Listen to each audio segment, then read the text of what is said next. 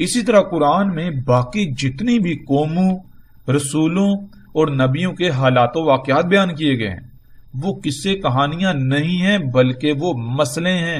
اللہ سبحانہ و تعالیٰ نے وہ موجودہ انسانوں کے، موجودہ اقوام، موجودہ قوم جو ہے اسی کے، موجودہ امت کے انہی کے حالات و واقعات بیان کیے، لیکن مسئلوں سے بیان کیے، ہر پہلو سے انہی کی حقیقت کو، جو یہ کر رہے ہیں، جو یہ کریں گے، جو ان کے نتائج نکلنے ہیں، جو ان کو جس چیز کا سامنا کرنا، وہ ہر پہلو سے اللہ تعالیٰ سامنے لے آئے، مسئلوں سے، فوٹو کاپیوں سے۔ ماضی میں بہت کچھ ہوا، اس میں اللہ سبحانہ و تعالیٰ نے صرف وہ بیان کیا جو آئندہ ہونا تھا، قرآن کے نزول سے لے کر ساتھ کے قیام تک۔ یہ بات آج تک چھپائی گئی، جس وجہ سے ہر کسی کے نزدیک قرآن میں اللہ نے جو ماضی کی قوموں کے حالات و واقعات بیان کیے وہ محض قصے کہانیاں، اس سے بڑھ کر انہیں کوئی اہمیت و حیثیت حاصل نہیں ہے، اور اسی کا اللہ سبحانہ تعالیٰ نے قرآن میں صراحت کے ساتھ ذکر کر دیا کہ اللہ سبحانہ تعالیٰ نے قرآن میں مسئلے بیان کی، لیکن ان کا معاملہ کیا ہے، یہ آگے سے کیا کہتے ہیں۔ یعنی کہ یہ جو انسان ہے، ظاہر ہے ہم نے جب ان آیات میں دیکھا تو ان آیات میں اللہ تعالیٰ کیا کہہ رہے ہیں، اللہ تعالیٰ یہ کہہ رہے ہیں کہ اور تحقیق، یعنی تم اپنے گھوڑے دوڑا لو، تم جتنی جتنے تحقیقات کر لو، نتیجہ یہی نکلے گا ہم نے انسانوں کے لیے اس قرآن میں ہر پہلو ان کے سامنے ہم لے آئے، ہر پہلو جو ان کے ساتھ ہونا تھا، جو انہوں نے کرنا تھا، جو بھی ان کو ہدایات درکار ہیں، ہر پہلو ہم ان کے سامنے لے، مسئلوں سے لے آئے، فوٹو کاپیوں سے لے آئے۔ لیکن حقیقت کیا، حقیقت یہ فابا، پس انکار کر دیا اکثر الناس، انسانوں کی اکثریت نے اس بات کا انکار کر دیا کہ اللہ نے قرآن میں مسئلوں سے بیان کیا ہے، نہیں بلکہ یہ تو قصے کہانیاں ہیں، مسئلے تو ہیں ہی نہیں۔ کیسے؟ یہ ہم دیکھتے ہیں کہ اللہ سبحانہ تعالیٰ کیا کہتے ہیں ان لوگوں کے بارے میں، ان کا آگے سے جواب کیا ہے۔ اللہ تعالیٰ کہتا ہے کہ ہم نے قرآن میں مسئلوں سے بیان کیا، اور یہ کیا کہتے ہیں۔ قرآن میں 9 مقامات پر اس بات کا ذکر ہے، 9 مقامات پر۔ ان 9 مقامات پر کیا ہے؟ یہی بات ہے، یہی چیز کہ جب ان کے سامنے اللہ کی آیات کو رکھا جاتا ہے، کھولا جاتا ہے، تو بجائے اس کے کہ یہ ان کو تسلیم کر لیں، مان لیں کہ یہ اللہ نے مسئلے بیان کیے، یہ پہلی قوموں کے قصے کہانیاں نہیں، لیکن ان کا معاملہ کہ یہ آگے سے جھگڑا ہی کرتے ہیں۔ سورہ الانعام کی آیت نمبر 25 آپ دیکھ رہے ہیں، اس میں کیا ہے، وَإِن يَرَوْا كُلَّ آيَاتٍ لَا يُؤْمِنُوا بِهَا حَتَّى إِذَا جَاءُوكَ يُجَادِلُونَكَ يَقُولُ الَّذِينَ كَفَرُوا إِنْ هَٰذَا إِلَّا أَسَاطِيرُ الْأَوَّلِينَ۔ اب اس سے بڑھ کر اور بات کیا ہو سکتی ہے، یعنی کہ اللہ سبحانہ تعالیٰ کیا کہہ رہے ہیں، وَإِن، اور اگر یارو دیکھ لیں، کُلَّ آیَاتٍ، تمام کی تمام آیات، تمام کی تمام آیات۔ اللہ سبحانہ تعالیٰ نے قرآن میں جن آیات کا ذکر کیا، کون سی آیات کا ذکر کیا؟ آسمانوں اور زمینوں میں، کائنات میں چھیڑ چھاڑ نہ کرو، پنگے نہ لو، فطرت کے اندر تبدیلی نہ کرو، فطرت کو نہ بدلو ورنہ یہ ہوگا وہ ہوگا، آسمان پھٹ جائے گا، زلزلے آئیں گے، طوفان آئیں گے۔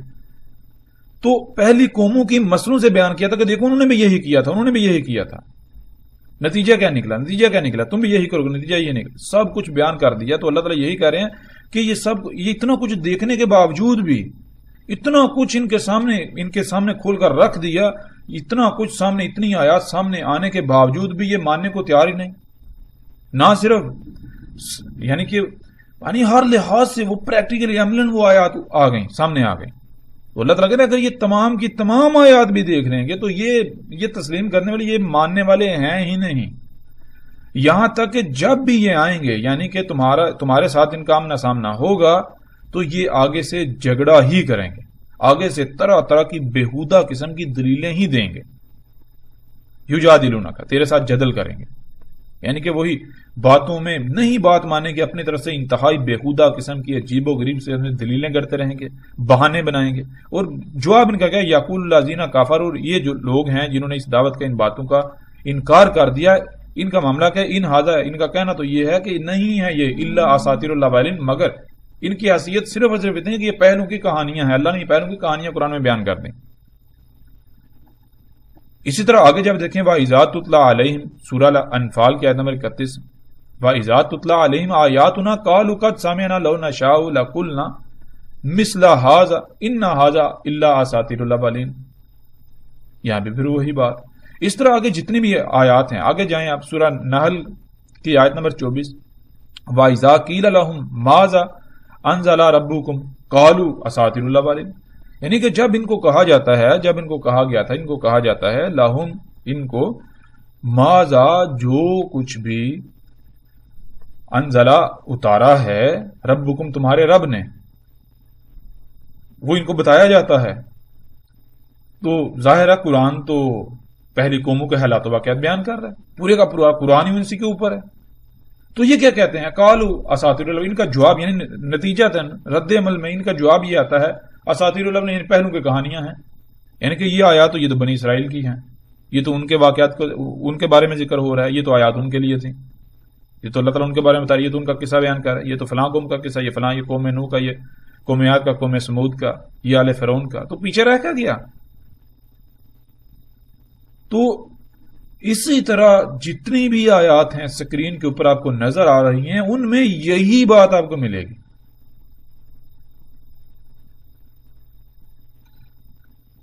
کیا بات ملے گی؟ جیسے کہ آپ یہ دیکھیں، انتہائی چونکا دینے والی آیت ہے. وہ آیت کیا ہے؟ سورہ نمل کی آیت نمبر 68. اس میں کیا ہے؟ اس میں یہ ہے کہ لقد وعدنا، تحقیق کے، یعنی کہ تم الٹا یہ کہہ رہے ہیں جو دعوت دے رہا ہے اس کو کہہ رہے ہیں، یعنی کہ الٹا اللہ کو یہ کہہ رہے ہیں، اللہ کے نمائندوں کو، اللہ کے بھیجوں کو یہ کہہ رہے ہیں، جو ان کو اللہ کی طرف دعوت دے رہے ہیں ان کو یہ جواب دیتے ہیں الٹا کہ تم تحقیق کر رہو. الٹا کیا؟ وہ اتنا وعدہ کیا، ہاذا یہ نحنو، ہمارے آباؤ، نہ ہمارے جو آبا تھے جن کو یہ آج سلف صالحین، سلف کے نعرے لگاتے ہیں، انہوں نے ہمارے ساتھ اس چیز کا وعدہ کیا ہے. کیا وعدہ کیا ہے؟ من قبل، اس سے پہلے، ان نہیں ہے، ہاذا یہ سب کچھ، الا اساطیر الاولین مگر پہلوں کی کہانیاں. یعنی کہ تم ہمارے جو سلف ہیں، جو ہمارے آباء و اجداد ہیں، ان کا لٹریچر اٹھا کر دیکھ لو. انہوں نے تو جو قرآن کی تفسیریں بیان کی، جو قرآن میں جو کچھ بیان کیا، جو اس کی تفسیریں کی، وہ تو یہی لکھا بھائی یہ کہاں کسے کہانیاں ہیں. ان کا ہمارے ساتھ کوئی تعلق ہی نہیں ہے. قوم نوح کے، قوم عاد، قوم سمود، کو آل فرعون ہوں یا بنی اسرائیل یا جتنے بھی اقوام کے ذکر ہیں، تو وہ تو ساری کی ساری قصے کہانیاں ہیں، مسئلے تھوڑی ہیں. یعنی کہ وہ ہمارے ہی حالات و واقعات تھوڑی ہیں، ان سے منسوب کر کے بیان کیے جا رہے ہیں. ہم ان کی فوٹو کا بھی تھوڑی ہیں، یہ تو ان کے یہ قصے کہانیاں. اور بلا شبہ آج آپ تفاسیر اٹھائیں، جتنی بھی انہوں نے تفاسیر لکھی ان کو اٹھائیں، ان کے اندر آپ کو یہی ملے گا. یہ جو بھی اللہ تعالیٰ نے قرآن میں بیان کیا، پہلی قوموں کے حالات و واقعات بھی بیان کیے، وہ سارے کے سارے ایسے جیسے قصے کہانیاں ہیں. قصص القرآن کے نام سے بھی کتابیں موجود ہیں.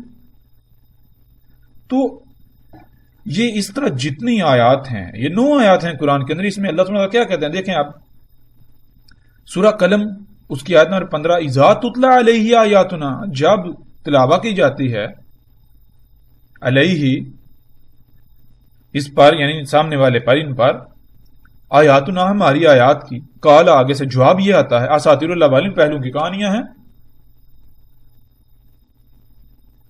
تو اب یہ چیز ہے، یہ جو ہم نے جان لیا کہ اللہ سبحانہ و تعالی نے سورہ زمر میں اس بات کو واضح کر دیا کہ اللہ سبحانہ و تعالی نے اتارا حسن الحدیث کو، نہ صرف حسن الحدیث بلکہ اس کو مسانی بھی کہا. اور آیت کے آخر میں اللہ سبحانہ نے یہ واضح کر دیا کہ اللہ تعالیٰ ہدایت کیسے دیتا ہے. اللہ تعالیٰ جیسے اس کا قانون ہے. اللہ سبحانہ تعالیٰ نے قانون کیا بنا دیا؟ اللہ سبحانہ نے قانون یہ بنا دیا کہ یہ قرآن جو ہے اس میں ہم نے مسئلے بیان کیے ہیں، ہم نے پہلو کے قصے کہانیاں بیان نہیں کیے. قرآن میں ہم نے تمہیں ہی بیان کیا ہے، تمہارا ہی ذکر کیا ہے، تمہارے حالات و واقعات بیان کیے ہیں، ہر طرح سے پھیر پھیر کر، ہر پہلو سے پریکٹیکل صورت میں تمہارے سامنے رکھ دیے، بیان کر دیے، پہلی قوموں سے منسوب کر کے ان فوٹو کاپیاں بیان کی ہم نے. لیکن ان کا معاملہ کیا ہے؟ یہ کہتے ہیں جی یہ تو پہلو کی کسی کہانی اساطیر الاولین. اور آج ہم غور و فکر کریں وہی بات کہ یہ بات آج تک چھپائی گئی، جس وجہ سے ہر کسی کے نزدیک قرآن میں اللہ نے جو ماضی میں قوموں کے حالات و واقعات بیان کیے وہ محض قصے کہانیاں، اس سے بڑھ کر کچھ نہیں، انہیں کوئی اہمیت و حیثیت نہیں ہے. اور اسی کا اللہ تعالیٰ نے قرآن میں ساتھ کے ساتھ ذکر کر دیا. کیا حقیقت یہ نہیں ہے؟ آپ تفاسیر اٹھا کر دیکھیں، جو لوگ بھی بیان کرتے ہیں قرآن پر، دیکھیں ان کو، سنیں، نتیجہ کیا؟ کبھی آج تک کسی نے بتایا بھائی یہ جو بنی اسرائیل کے حالات و واقعات ہیں یہ اللہ نے مسئلے بیان کی ہے؟ بہرحال جب ہم آگے بڑھیں گے تو بہت بڑے بڑے راز ہمارے اوپر کھلیں گے. لیکن یہاں یہ چیز ذہن میں رکھنی ہے کہ قرآن میں اللہ سبحانہ تعالیٰ نے اساطیر الاولین یعنی کہ قصے کہانیاں پہلوں کے بیان نہیں کیے جو پہلے گزر چکے، بلکہ اللہ سبحانہ تعالیٰ نے مسئلے بیان کی. مثال کے طور پر اگر قرآن میں اللہ سبحانہ تعالیٰ آل فرعون کا یا قوم نوح کا واقعہ بیان کرتے ہیں تو جب آج کے انسانوں کے ساتھ اس کا کوئی تعلق ہی نہیں ہے تو پھر ظاہر ہے وہ تو قصہ کہانی بن گیا، وہ تو قصے کہانی سے بڑھ کر تو کوئی اہمیت نہیں رکھتا۔ مسل تو تب ہوگا جب ہم اسے فوٹو کاپی تسلیم کریں گے، یعنی کہ وہ قوم نوح کے حالات و واقعات نہیں بیان کیے جا رہے بلکہ حالات و واقعات موجودہ انسانوں کے بیان کیے جا رہے ہیں، لیکن بالکل یہی پہلے قوم نوح کر چکی، اس وجہ سے اللہ تعالیٰ نے قوم نوح سے منسوب کر کے یعنی فوٹو کاپی کے طور پر بیان کیا، تاکہ تمہیں پتا ہو، تمہیں یہ پتا چل جائے کہ یہ جو کچھ تم کر رہے ہو، جو اعمال تم کر رہے ہو، یہ پہلی دفعہ نہیں ہو رہے، یہ انسان پہلی بار نہیں کر رہے، اس سے پہلے بھی کئی دفعہ یہ ہو چکا، کئی بار یہ کیا جا چکا۔ جب اس سے پہلے کئی بار یہی سب کچھ کیا جا چکا تو نتیجہ کیا نکلا، یہ سامنے رکھا جا رہا ہے، اور تم جب کر رہے ہو تو نتیجہ کیا نکلے گا، یہ تمہارے سامنے ہے۔ تو قرآن میں اساطیر الاولین نہیں ہیں بلکہ مسئلے بیان کیے اللہ نے ہر شے کی مسل سے بیان کیا۔ مزید بھی کچھ باتیں ہیں لیکن ان پر بات کریں گے کچھ آگے چل کر۔ یہاں ان کا بیان کرنا نہ تو مشکل ہے اور نہ ہی مفید ثابت ہوگا، اس لیے کیونکہ جب تک بیان کی گئی باتوں کو مد نظر رکھتے ہوئے ہم قرآن پر کچھ بات نہیں کر لیتے تب تک ان باتوں کی وضاحت کو سمجھنا مشکل ہوگا۔ اس لیے پہلے ہم سورۃ البقرہ کی طرف آتے ہیں، اور جیسے ہی ایسا موقع آئے گا تو فوراً مزید ایسی باتوں کو بھی سامنے لے آئیں گے تاکہ ہر کوئی انہیں بھی آسانی سے سمجھ سکے۔ تو پیچھے بیان کردہ تمام باتوں کو مد نظر رکھتے ہوئے اب ہم آتے ہیں سورہ البقرہ کی پہلی آیت کی طرف۔ الف لام میم۔ الف لام میم، اسی مقام پر اس کا فیصلہ کرنا آسان نہیں ہے، لیکن یعنی اسی مقام پر اس بات کا فیصلہ کرنا آسان نہیں ہے کہ الف لام میم کیا ہے، لیکن ایک بات تو طے ہے کہ جب قرآن الحکیم ہے اور مسانی بھی ہے تو ایسا ممکن ہی نہیں ہے کہ یہ آیت نہ کھلے، اس آیت کا اللہ سبحانہ تعالیٰ کے اتارنے کا کوئی نہ کوئی مقصد نہ ہو۔ جیسے اگر کہیں 2 لکھا ہو تو اس بات کی خبر یعنی 2 کی سمجھ نہ آئے تو اس بات کی خبر اس کے آگے یا اس کے پیچھے والا ہنسا دے دیتا ہے۔ جیسے اگر کہیں 2 لکھا ہو تو اس بات کی خبر دے دیتا ہے کہ اس سے پہلے یا اس کے بعد کیا آتا ہے، یعنی اس سے پہلے کیا آتا ہے اور اس کے بعد کیا آئے گا۔ یا اگر کہیں پر 1 لکھا ہو یا 1 لکھا جائے تو 1 اس بات کی خبر دے دیتا ہے کہ اس کے بعد 2 آتا ہے۔ بالکل اسی طرح اگر الف لام میم اس مقام پر سمجھ نہیں آتی تو ہمیں اگلی آیت کی طرف بڑھنا چاہیے، یقیناً وہ خبر دے دے گی کہ الف لام میم کیا ہے۔ کیوں؟ اس لیے کہ ہم نے یہ بات ذہن میں رکھنی ہے کہ قرآن کیا ہے، اس کو اللہ سبحانہ وتعالیٰ نے مسانی بھی کہا ہے، مسانی۔ تو ایک آیت جو ہے، ایک آیت وہ مسانی ہو سکتی ہے اگر وہ 1 سے زیادہ الفاظ ہوں، وہ الفاظ آپس میں مسانی ہیں، لیکن جب ایک آیت ہے ہی ایک لفظ پر مشتمل تو اس کا مسانی ہونا فی الحال تو یعنی آپ کو نظر نہیں آئے گا، ملے گا نہیں۔ تو جب تک یہ آیت مسانی نہیں بنے گی تب تک سمجھ نہیں آئے گی۔ تو اس آیت کو مسانی بنانے کے لیے یا تو اس آیت میں 1 سے زیادہ الفاظ ہونے چاہیے تھے، یعنی الف لام میم کے آگے بھی الفاظ آنے چاہیے تھے کچھ، تاکہ ان کے ساتھ یہ لفظ جڑتا سمجھ آتی، اور اگر وہ نہیں ہے اور الفاظ نہیں ہے تو پھر اگلی آیت کے ساتھ اس کو جوڑا جائے گا، مسانی بنایا جائے گا۔ آگے بڑھتے ہیں بہرحال اگلی آیت کی طرف۔ دوسری آیت، ذالک یعنی ذالک الکتاب لا ریب فیہ ھدی للمتقین۔ ذالک کسے کہتے ہیں؟ ذالک عربی میں دور کے لیے استعمال ہوتا ہے، جیسے ہم اردو میں دور کے لیے وہ کا لفظ استعمال کرتے ہیں، وہ اٹھا کر لاؤ، وہ شے، یہ نہیں۔ ذالک الکتاب یعنی وہ الکتاب۔ آگے بڑھنے سے پہلے ہم پر فرض ہے کہ ہم یہاں پیدا ہونے والے سوال کو ضرور سامنے رکھیں۔ کہا جا رہا ہے وہ الکتاب، کیا وہ الکتاب قرآن ہے یا کوئی اور کتاب؟ اگر وہ الکتاب کہا جا رہا ہے تو اس سے مراد یہ قرآن کسی بھی صورت نہیں ہو سکتا۔ کیوں؟ کیونکہ اگر وہ الکتاب سے مراد یہ قرآن ہوتا جو ہمارے سامنے ہے تو پھر سب سے پہلی آیت یا سب سے پہلی بات ذالکہ کی بجائے ھذا یعنی یہ حاضہ لفظ سے شروع ہونی چاہیے تھی، یعنی کہ یہاں ذالک کتاب کی بجائے حاضل کتاب کا لفظ آنا چاہیے تھا، حاضل کتاب کے الفاظ آنے چاہیے تھے. تب اس بارے میں سوچا جا سکتا تھا کہ ہو سکتا ہے حاضل کتاب سے مراد یہاں پر یہ قرآن ہے. لیکن ہم دیکھتے ہیں کہ یہاں حاضل کتاب تو ہے نہیں، یہاں تو ذالک کتاب ہے. بہرحال اس کے باوجود جب یہ بات ہم پر واضح ہو چکی ہے کہ قرآن الحکیم ہے، تو پھر الکتاب سے مراد قرآن ایک ہی صورت میں لیا جا سکتا ہے کہ اگر اس قرآن میں لفظ قرآن استعمال نہ ہوا ہو، یعنی کہ جہاں بھی قرآن کا ذکر کرنا مقصود ہو تو وہاں پر لفظ قرآن کی بجائے کتاب استعمال کیا گیا ہو. اس قرآن میں لفظ قرآن دیکھتے ہیں استعمال ہوا یا نہیں ہوا، یا پھر اس کی جگہ لفظ الکتاب استعمال ہوا. اور جب ہم قرآن میں دیکھیں تو ہم پر یہ بات کھل جاتی ہے، بالکل واضح ہو جاتی ہے کہ قرآن میں تو لفظ قرآن کئی مقامات پر استعمال ہوا ہے. اور سکرین پر آپ آیات کو دیکھ بھی سکتے ہیں، یعنی کہ ابھی پیچھے ہی ہم نے جو بات کی تھی وَلَقَدْ صَرَفْنَا فِي هَذَا الْقُرْآنِ مِنْ كُلِّ مَثْلٍ، وَلَقَدْ صَرَفْنَا فِي هَذَا الْقُرْآنِ.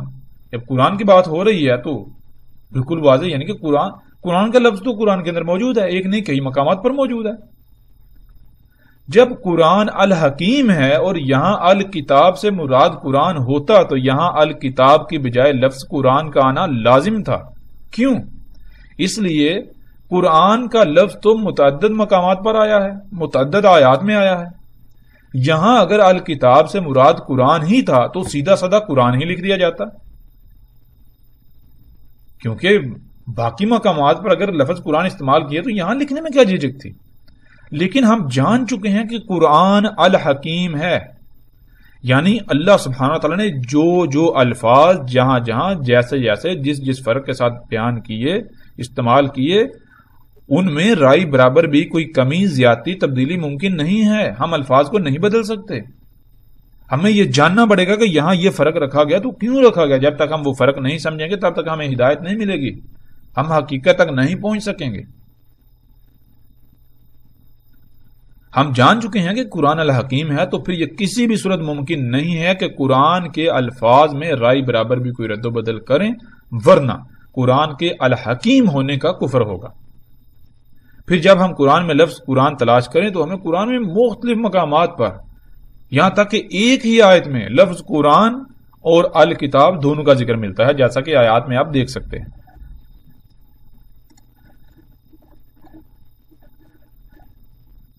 دیکھیں اس وقت سکرین پر آپ کو سورہ الحجر کی آیت نمبر 1 یعنی پہلی آیت نظر آ رہی ہے، الف لام را تلک آیات الکتاب و قرآن مبین. یعنی کہ یہاں پر لفظ الکتاب بھی آیا اور بیچ میں واو کے ساتھ قرآن مبین. قرآن یعنی قرآن، بہرحال اس کے اوپر ہی بات ہوگی کہ یہاں قرآن نہیں آیا، کیونکہ یہ بات ذہن میں رکھیے، یہ ہم نے کہا ہے بار بار یہ بات کہی ہے کہ اللہ سبحانہ تعالیٰ الحکیم ہے تو اس کا کلام بھی الحکیم ہے، قرآن الحکیم ہے. تو یہاں دیکھیں جب نون کے نیچے 2 زیریں آئیں تو 2 زیروں میں یا پھر 2 زبریں آ جائیں تو ان میں فرق کیا ہے. یہ بات ذہن میں رکھیں کہ جب بھی کسی حرف کے نیچے 2 زیریں آتی ہیں تو 2 زیریں کسی بھی حرف کو جمع کا صیغہ بنا دیتا ہے، اور اگر 2 زبریں آ جائیں تو زبروں کے اندر سکڑ پن آتا ہے، وہ سکیڑتا ہے، یعنی کہ کم سے کم جو ہے وہ کرتا ہے، جتنا کسی شے کو سکیڑا جا سکتا ہے. تو 2 زبروں سے سکیڑ پن آتا ہے، 2 زیروں سے پھیلاؤ آتا ہے. تو اس آیت میں بہرحال ہم اس طرف ابھی نہیں جائیں گے، جو ہمارا موضوع ہے ہم اسی پر رہیں گے. وہ یہ ہے کہ تل کا آیات الکتاب و قرآن مبین. اب اگر وہاں الکتاب سے مراد قرآن ہے تو ہم یہاں پر دیکھیں، یہاں پر اللہ سبحانہ وتعالی نے الکتاب کا بھی ذکر کیا اور قرآن کا بھی ذکر کر دیا. اور پھر نہ صرف قرآن، ایک قرآن کا ذکر ہوا ہے، وہ قرآن یعنی کہ ایک قرآن جو تمہارے سامنے یہ ہے، کوئی اور بھی قرآن ہے اس کا بھی ذکر ہو رہا ہے. پھر اسی طرح ہم آگے بڑھتے ہیں، آگے اور آیات ہیں ان کو بھی دیکھ لیں آپ. دیکھیں سورہ نمل کی پہلی ہی آیت تاسین تلک آیات القرآن و کتاب مبین. سبحان اللہ. اب ہم نے پہلی آیت میں دیکھا پیچھے اس آیت میں پہلے کتاب کا ذکر تھا، اس کے بعد واؤ کے ساتھ، یعنی کہ واؤ کے ساتھ آگے بعد میں قرآن کا ذکر تھا. یہاں پر پہلے قرآن کا ذکر ہے اور اس کے بعد واؤ کے ساتھ یعنی کتاب کا ذکر ہے، اور کتاب کے نیچے 2 زیریں آ گئی. سبحان، یعنی بالکل واضح ہو جاتا ہے یہ بات. تو یعنی کہ جب قرآن مسانی ہے، اللہ سبحانہ وتعالی نے اسے مسانی کہا، تو القرآن اور الکتاب دونوں کا ایک دوسرے کے ساتھ الگ الگ آنا، یہ بات تو طے ہے کہ جب دونوں کا الگ الگ ذکر موجود ہے ایک ہی آیت میں ایک ہی مقام پر، تو یہ بات بالکل واضح ہونی چاہیے کہ جہاں پر القرآن ہے وہاں پر القرآن ہی رکھا جائے گا، جہاں پر الکتاب ہے وہاں پر القرآن نہیں لایا جائے گا، وہاں الکتاب ہی رکھا جائے گا. ہاں، قرآن کے المسانی، قرآن کے مسانی ہونے کی وجہ سے جو اللہ نے بتا دیا کہ قرآن مسانی ہے، تو ان کا بھی قرآن کا اور کتاب کا قرآن کے ان کا آپس میں بہت گہرا تعلق ہے، بہت گہرا ربط ہے، یہ بات طے شدہ ہے. لیکن اس ربط کو ہم ربط ہی رکھیں گے، ہم دونوں کے اندر جو فرق اللہ سبحانہ تعالیٰ رکھ رہا ہے ہم اس فرق کو نہیں مٹائیں گے. یہ بات اب یہاں ہمارے ذہن میں ہونی چاہیے. تو اب ہم آتے ہیں واپس. ان آیات سے بھی یہ بات کھل کر واضح ہو جاتی ہے کہ قرآن اور الکتاب دونوں الگ الگ ہیں. ہاں، ممکن ہے دونوں کا آپس میں گہرا تعلق ہو، گہرا ربط ہو، دونوں ایک دوسرے کے قریب تر ہوں، لیکن جو بھی ہو وہ بعد کی بات ہے. یہاں تو قرآن کے الحکیم ہونے کا کفر کیا جا سکتا ہی نہیں، اور نہ ہی قرآن کے مسانی ہونے کا.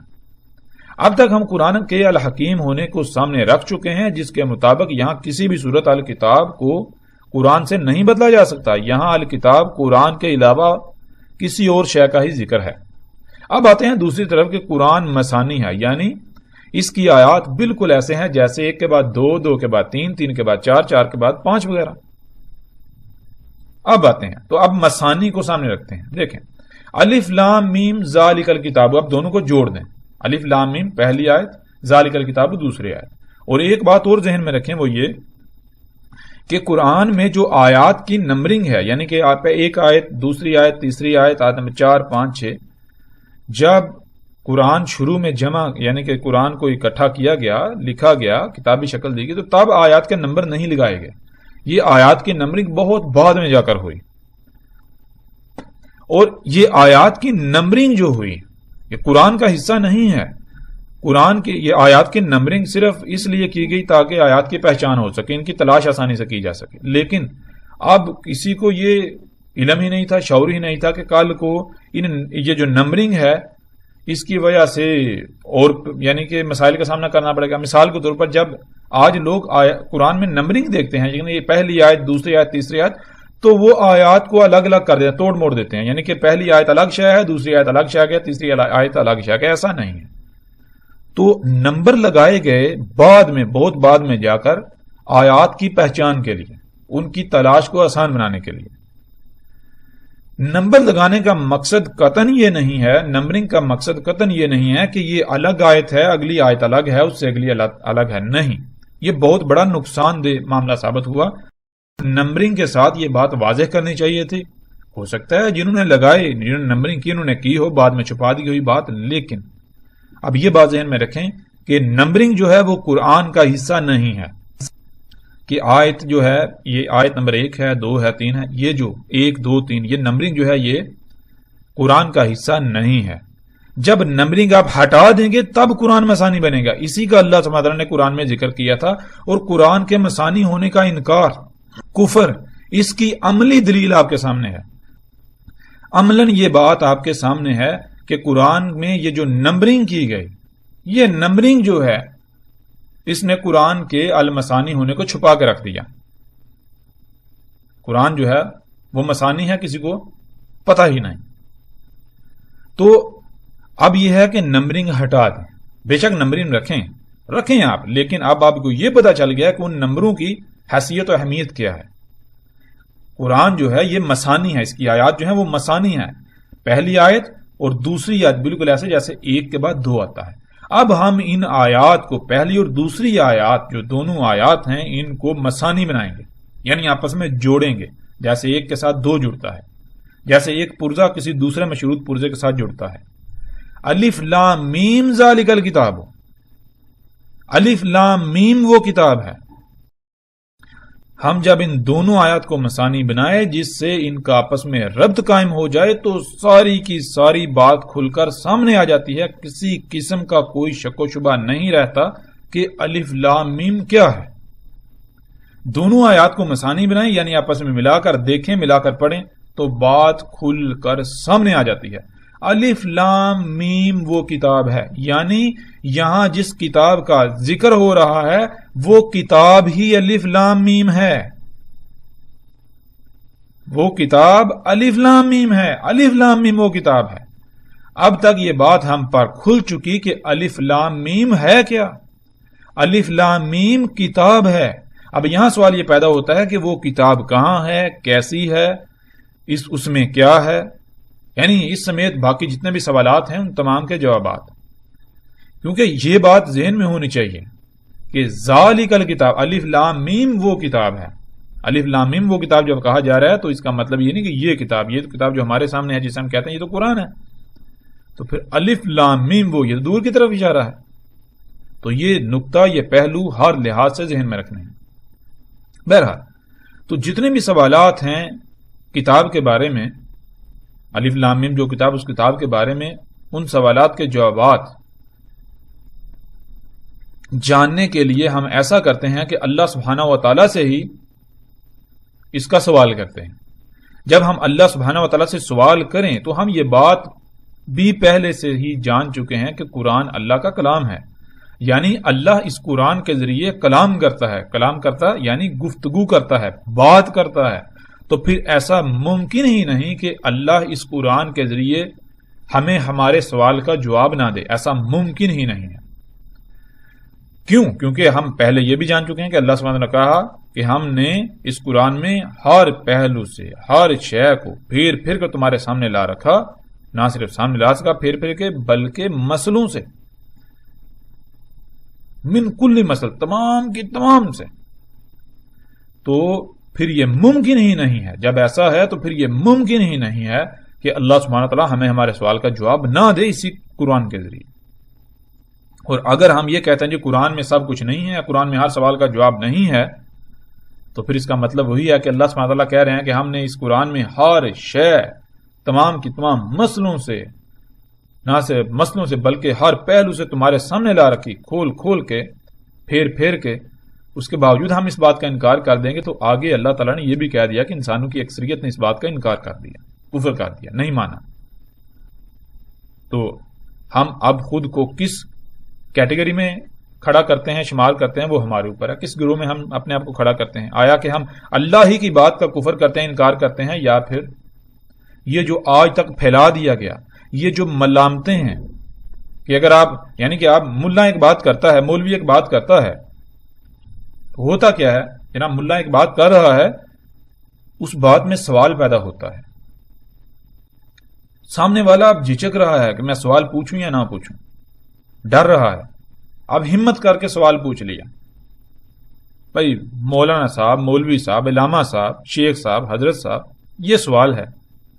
اب آگے سے جواب کیا آتا ہے؟ جواب یہ آتا ہے کہ مولوی صاحب آگے سے جواب یہ دیتے ہیں، بھائی دیکھو میں تو قرآن و حدیث بیان کر رہا ہوں، یہ جو تم سوال پوچھ رہے ہو، سوال اٹھا رہے ہو، سوال تم میرے اوپر نہیں اٹھا رہے، تم سوال قرآن و حدیث پر اٹھا رہے ہو.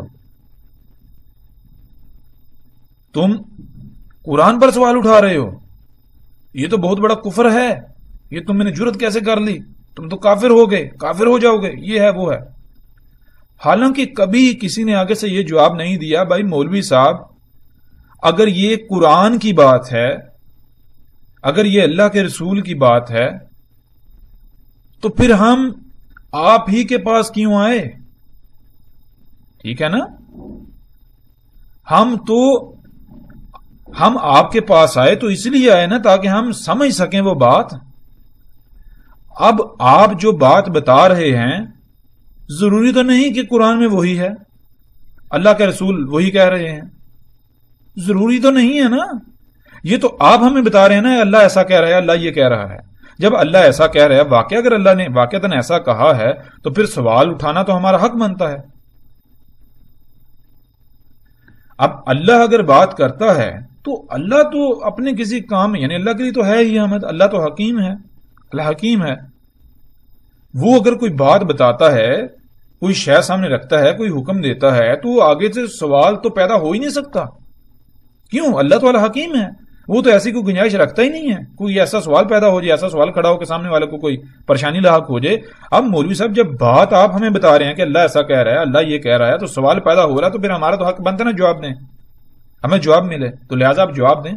لیکن مولوی صاحب کیا؟ مولوی صاحب یہی کہتے ہیں کہ بھائی تم یہ جو سوال اٹھا رہے ہو، یہ جو تم اعتراض اٹھا رہے ہو، یہ اعتراض تم میرے اوپر نہیں اٹھا رہے، اور میں تو اللہ اور اس کے رسول کی بات کر رہا ہوں، تم اعتراض اللہ اور اس کے رسول پر اٹھا رہے ہو. تو بھائی صاحب جب آپ مولوی صاحب آپ اعتراض کا جواب نہیں دے سکتے تو آپ بیچ میں کیوں آئے؟ آپ سائڈ پہ ہو جاؤ. آج تک کسی نے یہ سوال نہیں کیا، کوئی کسی کے اندر جرت ہی نہیں ہے. اس طبقے کو سر پر بٹھا لیا اور اس کی زندہ مثال آپ کے سامنے ہے. پیچھے ہماری جتنی بات ہو چکی، کیا آج تک ان باتوں کا آپ کو علم تھا؟ پھر دوسری بات یہ ہے کہ ہو سکتا ہے کوئی یہ کہے کہ یہ شخص اپنی طرف سے جناب باتیں بنا کے بیان کر رہا ہے. اگر ایسا کوئی کہتا ہے، سمجھتا ہے، تو پھر دعوت ہے، پھر الحمدللہ آپ کو اس طرف سے دعوت ہے کہ آپ ہماری ان باتوں کو غلط ثابت کر کے دکھائیں. آپ پوری کی پوری دنیا کو، جو بڑے بڑے ملا ہیں، ملاٹے ہیں، ان سب کو جمع کر لیں، ہماری اس بات کو غلط ثابت کر کے دکھائیں. ٹھیک ہے؟ ہم دیکھتے ہیں اگر ہم غلط ثابت ہوتے ہیں تو جو سزا، جس سزا کا آپ تعین کریں گے، ہم وہ بھگتنے کو تیار ہیں. لیکن آپ میدان میں تو آئیں، غلط ثابت کریں. کیسے آپ غلط ثابت کرتے ہیں؟ بات ساری کھل کے سامنے آ جائے گی. تو چیز یہ ہے، پیچھے جو ہم نے شروع میں بات کی تھی کہ الف لام میم کیا ہے جی، کسی کو علم ہی نہیں. کیوں؟ جب آپ مولوی سے سوال کریں گے، ملا سے سوال کریں گے، علامہ سے، شیخ سے، حضرت سے سوال کریں گے، تو اس کے پاس تو جواب ہے ہی نہیں، اس کے پاس جواب ہے ہی نہیں. اب وہ آپ کو جواب کیا دے گا؟ دوسری طرف وہ خود کو اللہ کا نمائندہ بنا کر پیش کر رہا ہے. بھائی میں تمہیں قرآن سمجھا رہا ہوں. بھائی اگر تو قرآن سمجھا رہا ہے تو پہلے یہ تو بتا، تجھے خود علم ہے قرآن کا؟ یہ تمہیں اختیار کس نے دیا؟ ٹھیکہ کس نے دیا؟ قرآن جب ہم پہلے جان چکے قرآن اللہ کا کلام ہے، تو اللہ نے اس قرآن میں آیات بیان کی، نہ کہ بیانات. اور اگر وہ اس قرآن کی آیات کو کھولتا ہے تو وہی کھول سکتا ہے نا، وہی کھول سکتا ہے. تو مولوی صاحب اگر آپ اللہ کے نمائندے ہو، یعنی اللہ آپ کے ذریعے اپنی آیات کو کھول رہا ہے انسانوں کے لیے، تو پھر آپ کے پاس الف لام میم کا جواب کیوں نہیں ہے؟ پہلی آیت کا جواب کیوں نہیں ہے؟ آپ کے جھوٹا ہونے کے لیے تو اتنا ہی کافی ہے. آپ کا غلط ہونا تو یہیں سے ثابت ہو جاتا ہے کہ پہلی ہی آیت کے بارے میں آپ کو علم نہیں ہے اور آپ اس کے نمائندگی کا دعویٰ کر رہے ہیں. بھائی اللہ نے تو قرآن میں آیات بیان کی. آیت کسے کہتے ہیں؟ پیچھے ہم جان چکے ہیں کہ پوری شے کو چھپا کر اس کا ایک چھوٹا سا پہلو سامنے رکھنا. اب اللہ کو پتا ہے اس نے کیا چھپا دیا. اب آیت ہے، اللہ کی آیت ہے، تو اللہ ہی بیان کر سکتا ہے، یعنی اس کو کھول سکتا ہے، اس کو ہر پہلو سامنے لا سکتا ہے. بھائی میں نے کیا چھپایا تھا؟ اب تم کہہ رہے ہو میں اللہ کا نمائندہ ہوں. ظاہر ہے اللہ جب قرآن کھولتا ہے کسی پر تو اسی طرح کھولتا ہے. اللہ تو انسانوں میں سے، انسان جو کہ بشر ہیں، ان میں سے کسی ایک بشر کا انتخاب کرتا ہے. کیسے کرتا ہے؟ جیسے اس کا قانون، اس بشر کے ذریعے پھر اللہ کلام کرتا ہے، جیسے اللہ موت رسولوں کی صورت میں، نبیوں کی صورت میں کلام کرتا رہا. تو اگر آپ اس چیز کے دعوے دار ہو، بھائی آپ اللہ کی آیات کو بیان کرنے آئے ہو، اللہ کی آیات کو بیان یعنی کھول رہے ہو انسانوں کے لیے، تو بھائی پہلی ہی آیت کا جواب آپ کے پاس نہیں ہے. آپ پہلی ہی آیت کو کھولنے سے قاصر ہیں. آپ کو تو اتنا ہی علم نہیں کہ قرآن مسانی ہے، آپ کو اتنا ہی علم نہیں قرآن الحکیم ہے. قرآن میں اللہ سبحانہ تعالیٰ نے الگ الگ الفاظ استعمال کیے. آپ درجنوں الفاظ ہیں ان کا ایک ہی معنی بیان کر دیتے ہیں، ایک ہی ترجمہ کر دیتے ہیں. یہ قرآن الحکیم ہوا؟ آپ کو تو اتنا ہی شعور نہیں ہے، اتنا علم نہیں ہے قرآن الحکیم ہے، اور آپ اللہ کی نمائندگی کے دعوے دار بنے ہوئے ہیں. اور حیرانگی ہوتی ہے، انتہائی دکھ اور افسوس کی بات یہ ہے، دکھ ہوتا ہے آگے سے لوگوں کو دیکھ کر، وہ ان ملاؤں کو اپنے سر پر بٹھائے ہوئے ہیں، سر پر بٹھائے ہوئے ہیں. کسی سوال کا جواب نہیں ہے ان کے پاس، لیکن الٹا سر پر بٹھائے ہوئے ہیں، ان کو پوچھ رہے ہیں، ان کو اپنا رب بنایا ہوا ہے. وہ حلال کہیں گے حلال ہے، وہ حرام کہیں گے حرام ہے. اگر کوئی بھی بندہ اگر بات کہے گا بھائی علماء سے تصدیق کرو، بھائی پورے قرآن میں لفظ علماء ہے ہی نہیں کہ علماء سے جا کے سوال کرو. پورے قرآن میں کوئی بندہ یہ ثابت نہیں کر سکتا اللہ تعالیٰ نے قرآن میں یہ کہا ہو کہ علماء کی یہ ٹھیکیداری ہے. پورے قرآن میں یہ بات نہیں ہے. پورے قرآن میں اللہ تعالیٰ نے یہ نہیں کہا کہ جا کے علماء سے سوال کرو. تراجم تمہارے میں ملے گا, عربی میں یہ بات نہیں ملے گی کہ اللہ نے یہ کہا کہ علماء سے جا کے سوال کرو. نہیں, کہیں اللہ نے یہ نہیں کہا. علماء مطلب ذہن میں رکھیں, یہ جو طبقہ ہے, یہ جو ملا طبقہ, ان کے بارے میں کیا اللہ سبحانہ تعالیٰ نے کہا. جیسے جیسے ہم آگے بڑھیں گے تو اللہ کے فضل سے ہر شے, ہر بات کھل کر سامنے آتی چلی جائے گی. اور کوئی بھی یہاں یہ اخذ نہ کرے کہ ہم اس ملا پارٹی کے, ملا ازم کے, ان کے ذاتی دشمن ہیں, ہماری ان کے ساتھ دشمنی ہے. نہیں, ہمارا کسی فرقے سے کوئی تعلق نہیں ہے, کسی گروہ سے, کسی تنظیم سے, کسی جماعت سے, کسی بھی گروہ, تنظیم, فرقے سے, مسلک سے کوئی تعلق نہیں. بالکل کسی قسم کا کوئی تعلق نہیں. ہاں, ہم کون ہیں؟ ہم خالصتاً اللہ کے غلام ہیں, اس سے بڑھ کر ہم کچھ نہیں ہیں. ہماری حیثیت بالکل ایسے ہے جیسے مثال کے طور پر آپ کے ہاتھ میں ایک اوزار ہوتا ہے, اس اوزار سے آپ جو جی چاہے کریں. وہ اوزار خود سے کیا ہے؟ ایک بے جان پتلا ہے, ایک ٹول ہے بس. تو ہماری حیثیت بھی بالکل ایسی ہے. ہم اللہ کے غلام ہیں, اللہ کے عبد ہیں. غلام آپ جانتے ہوں گے غلام کسے کہتے ہیں. تو اس سے بڑھ کر ہمارا نہ تو کوئی تعارف ہے, نہ ہی ہوگا, نہ ہو سکتا ہے. تو لہذا کوئی بھی یہ نہ کہے کہ یہ فلاں فرقے سے تعلق رکھتا ہے, اس وجہ سے بات کر رہا ہے, فلاں سے یہ ہے وہ ہے.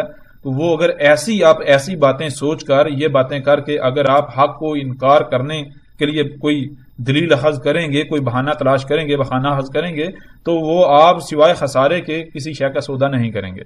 ہمارا تو کچھ بگڑنے والا نہیں. ہمیں نہ تو کوئی گروہ بنانا ہے, ہمیں نہ تو کوئی فرقہ بنانا ہے, ہمیں نہ تو آپ سے کسی قسم کے مال کی درخواست ہے, نہ ہمیں شہرت چاہیے, ہمیں کچھ بھی نہیں چاہیے. ہمارا مقصد کیا ہے؟ جب ہم یہ کہہ رہے ہیں ہم اللہ کے غلام ہیں, تو اللہ سبحانہ و تعالیٰ نے ہمارے اوپر ایک ذمہ داری عائد کی, بھائی تمہارا یہ کام ہے تو ہم نے وہ کام کرنا ہے, بات ختم. آگے سے رد عمل کیا آتا ہے اس کا ہمیں کوئی پرواہ نہیں ہے, اس کی ہمیں کوئی فکر نہیں ہے. کیوں؟ ہمیں فکر تب ہونی چاہیے جب ہم اپنی ذات کے لیے کچھ کر رہے ہوں, ہمارا ذاتی کام ہو, ہمارے ذاتی مفادات جو ہیں وہ ان کو ٹھیس پہنچ رہی ہو, ان کو ٹھیس پہنچ رہی ہو, ان کو ضد پہنچ رہی ہو. جب ایسا ہمارا ذاتی کوئی معاملہ ہے ہی نہیں تو پھر ہمیں پریشانی کس بات کی؟ بھائی جیسا جی چاہے رد عمل کا اظہار کرو, گالیاں دو, جو جی چاہے کرو, ہمیں کوئی فرق نہیں پڑتا. ہاں, فرق جسے پڑتا ہے اس سے پڑھنا چاہیے, اور اس سے فرق پڑے گا. وہ کون ہے؟ جب ہم اللہ کے غلام ہیں, اس کا کام کر رہے ہیں, تو وہ دشمنی تم ہمارے ساتھ نہیں کر رہے, وہ دشمنی تم ہمارے ساتھ نہیں کرو گے, وہ گالیاں تم ہمیں نہیں دے رہے ہو, وہ گالیاں تم اصل میں اللہ کو دے رہے ہو. ہاں, یہ ہم ضرور کہیں گے, اور یہ ہم مولویوں کی طرح نہیں کہیں گے. یہ ہم اس لیے کہیں گے, مولوی تو آپ کا منہ بند کرانے کے لیے کہتے ہیں نا, ہم منہ بند کرانے کے لیے یہ نہیں کہہ رہے. ہم تو یہ کہہ رہے ہیں کہ آپ جو بھی سوال کرو گے, آپ کے ہر سوال کا جواب کھول کر دیا جائے گا. ہم یہ نہیں کہیں گے یہ ایسا ہے, یہ ویسا ہے, علماء نے اس کے اوپر کچھ کہا نہیں, مفسرین خاموش رہے, فلاں خاموش رہا, فلاں کو علم نہیں تھا لہٰذا ہمیں بھی علم نہیں. بالکل نہیں. جب ہم یہ بات کر رہے ہیں, جب ہم اللہ کی آیات کو کھولنے کا ذمہ اٹھا رہے ہیں, آپ کے سامنے کھول رہے ہیں, تو پھر دو ہی صورتیں ہیں, یا تو ہم بھی ان ملاؤں کی طرح ہیں, یا پھر ہماری کوئی اپنی حیثیت و اہمیت کوئی نہیں ہے. ہم ایک روبوٹ کی مانند ہیں, ایک پتلے, ایک ٹول کی مانند ہیں. اس سے زیادہ ہمارا, یعنی کہ جیسے ایک مشین آپ کے ہاتھ میں ہوتی ہے, جیسے جی چاہے آپ اسے آپریٹ کریں, جیسے جی چاہے چلائیں. وہ پیچھے جو چلانے والا ہے اسے فکر ہونی چاہیے, اسے پتا ہے وہ کیسے چلا رہا ہے, کیا کر رہا ہے, کیا نہیں کر رہا. تو ہمارا معاملہ یہ ہے. سوال آپ کرو گے, سوال وہ جب آپ کا سوال ہم سے نہیں ہے, آپ کا سوال اس ذات سے ہے. آپ کا سوال اس ذات سے ہے, اس ذات نے جواب آپ کو دینا ہے, اس ذات نے آپ کو جواب دینا ہے. دماغ میں ہماری جب کوئی حیثیت نہیں, ویلیو نہیں, تو ہمیں پریشان ہونے کی ضرورت ہی کیا ہے؟ ہمیں کسی چیز کی, کسی بات کی فکر ہی کیا ہے؟ مثال کے طور پر آپ فون کے اوپر کسی سے بات کرتے ہیں, تو جس سے آپ بات کر رہے ہوتے ہیں, کیا وہ آپ کے سامنے ہوتا ہے؟ وہ تو دور ہوتا ہے. لیکن اس کی آواز آپ کو سنا کون رہا؟ آپ کے سامنے کون ہوتا ہے جو بول رہا ہے, جو آپ کی آواز سن رہا ہے؟ آپ کے سامنے جو موجود ہوتا ہے وہ تو ایک ڈیوائس ہوتی ہے, وہ فون ہوتا ہے, کمپیوٹر ہے, انٹرنیٹ ہے, انٹرنیٹ کا آلہ ہے. تو آپ کے سامنے تو وہ ڈیوائس بول رہی ہے, وہ ڈیوائس آپ کو جواب دے رہی ہے. لیکن کیا حقیقت یہی ہے؟ حقیقت یہ نہیں ہے. وہ ڈیوائس محض ایک آلہ ہے, ایک ٹول ہے, ایک ذریعہ ہے. اصل میں پیچھے تو کوئی دوسرا ہے جو بول رہا ہے. جب آپ سوال کریں گے تو ڈیوائس کو کوئی پریشانی ہونی ہی نہیں چاہیے. وہ جو ڈیوائس ہے اس سے کوئی پریشانی ہونی ہی نہیں چاہیے. کیوں؟ کیونکہ اسے پتا ہے میں نے جواب نہیں دینا تو مجھے کس چیز کی پریشانی. جب جواب پیچھے جو بول رہا ہے اس نے دینا ہے تو ڈیوائس کو کیا پریشانی. تو پھر جیسا جی چاہے آپ سوال کریں. بھائی آپ کے موبائل کو کوئی فرق نہیں پڑتا. موبائل یہ کہے جی نہیں جی میرے کان خراب ہو گئے, میری زبان خراب ہوگی. نہیں, ایسا نہیں. آپ جو بھی بات کریں گے آپ پیچھے جو ہے اس نے جواب دینا ہے. آپ موبائل وہ جو ڈیوائس ہے اس سے بات نہیں کر رہے. تو بالکل یہی مثال ہماری ہے.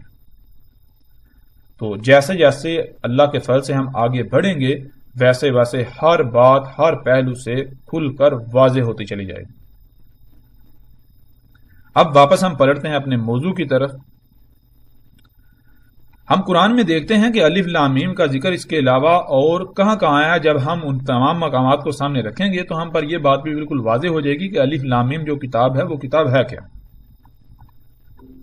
تو اس کے لیے ہمیں پھر آگے بڑھنا پڑے گا. ہم قرآن میں ایسا کرتے ہیں کہ تلاش کرتے ہیں کہ یہ جو آیت ہے الف لام میم, اس کا ذکر سورہ بقرہ کے اس مقام کے علاوہ کہاں کہاں آیا ہے. اگر اس کے علاوہ اور مقامات پر بھی یہ آیت موجود ہے تو ان مقامات کو بھی دیکھتے ہوئے وہاں بھی قرآن کے الحکیم اور مثانی ہونے کو کسی بھی صورت نظر انداز نہیں ہونے دیں گے.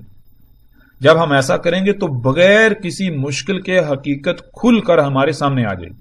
بالکل واضح طور پر حقیقت ہمارے سامنے آ جائے گی کہ الف لام میم جو کتاب ہے وہ کتاب کیا ہے. اور پھر ایک اور چیز ان میں رکھنی چاہیے, قرآن الحکیم ہے, الف لام میم الگ لفظ ہے اور الکتاب الگ لفظ ہے.